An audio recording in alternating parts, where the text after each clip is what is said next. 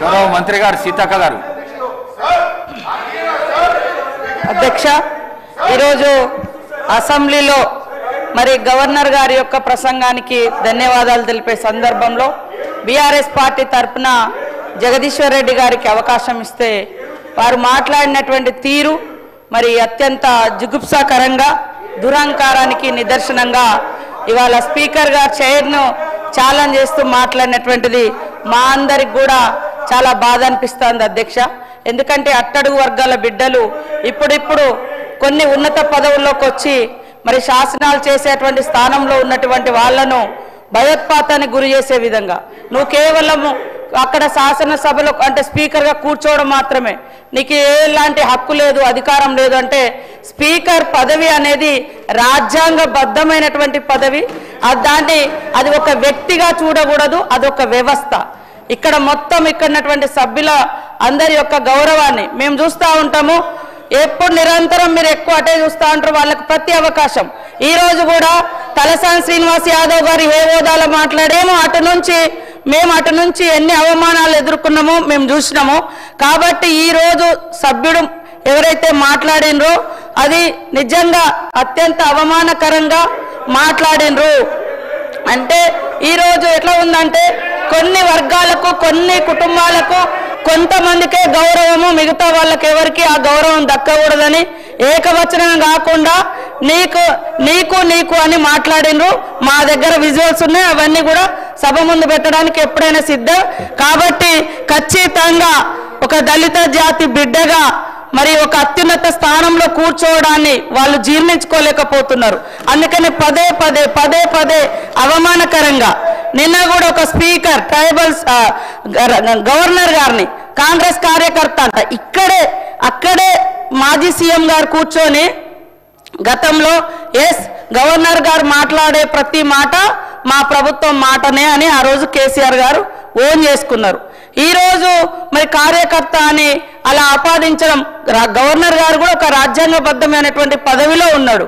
కాబట్టి అక్కడ ఒక ట్రైబల్ గవర్నర్ గారిని, అంతకుముందు మహిళా గవర్నర్ను, ఈరోజు దళిత స్పీకర్ను ఈ రకంగా పదే అవమానించడం అనేది ఏ రకంగా మీ యొక్క పార్టీకి శోభనిస్తుంది, అది ఏ రకమైనటువంటి సంస్కృతితో మీరు తెలియచేయాలి. అందుకనే ఖచ్చితంగా ఈ యొక్క సభా సాంప్రదాయాలు పాటించాల్సిన అవసరం ఉంది. మీరు అధికారంలో ఉన్నప్పుడు అనేక రూల్స్ తీసుకొచ్చి మేము కనీసం ఒక ఏదైనా పేపర్ కూడా పట్టుకొని నిరసన కూడా తెలియజేయడానికి లేకుండా చేశారు. కనీసం పోడియం దగ్గర కూడా రానియకుండా చేశారు. అయినా ఈరోజు మీ యొక్క అన్ని హక్కులను కాపాడుతున్నటువంటి స్పీకర్ గారిని ఆ రకంగా టార్గెట్ చేయడము ఇది అత్యంత బాధాకరం.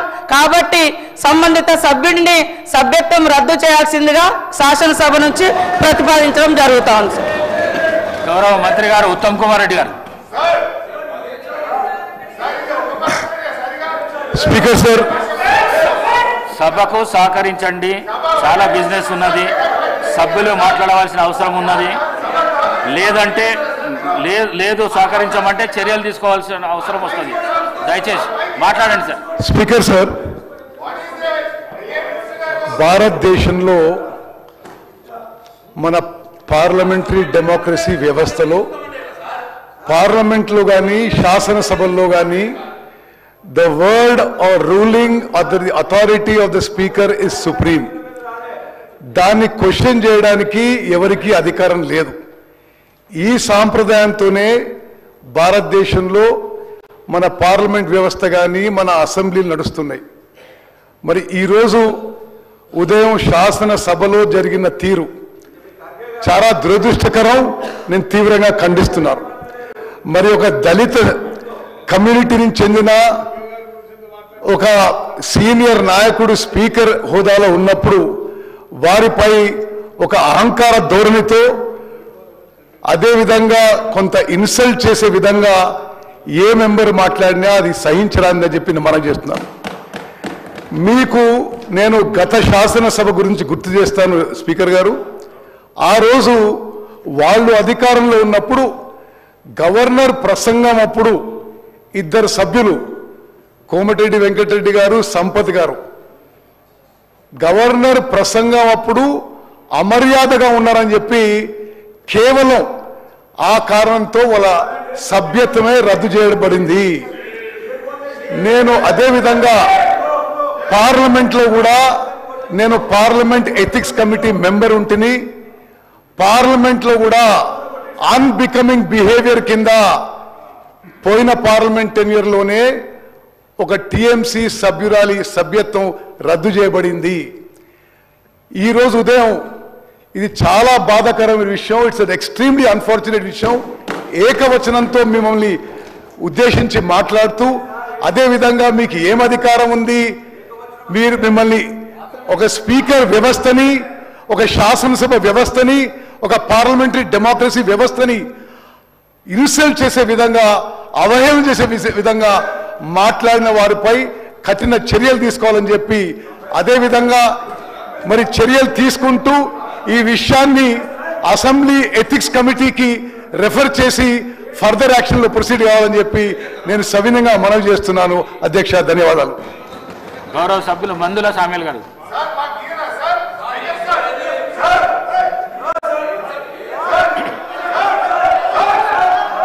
గౌరవ స్పీకర్ గారికి ధన్యవాదాలు.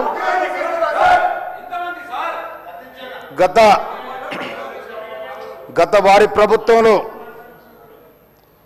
ఉప ముఖ్యమంత్రిగా ఉన్న గౌరవనీయ తాడికొండ రాజయ్య గారిని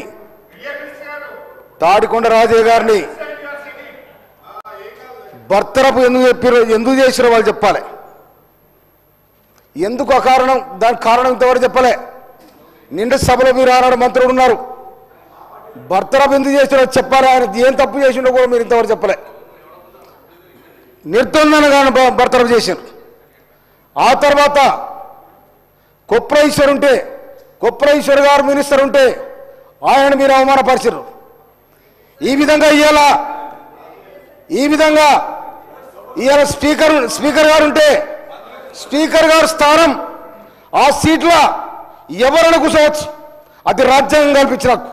కానీ ఇవాళ ఒక దళిత స్పీకర్ ఉండని చెప్పి అంత హీనంగా మాట్లాడి ఏందండి ఇది?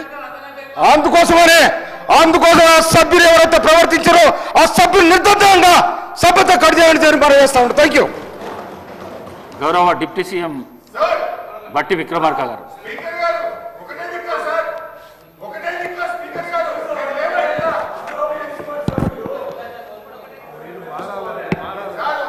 అధ్యక్ష,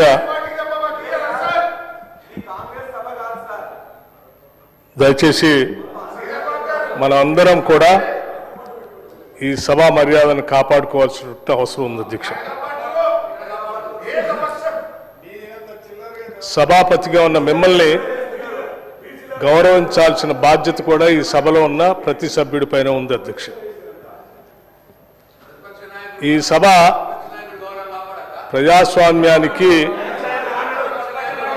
అత్యున్నతమైనటువంటి వ్యవహారాలు ప్రజల తరఫున మాట్లాడేటువంటి సభ. అధ్యక్ష, ఇది ప్రజాస్వామ్యానికి దేవాలయం లాంటిది.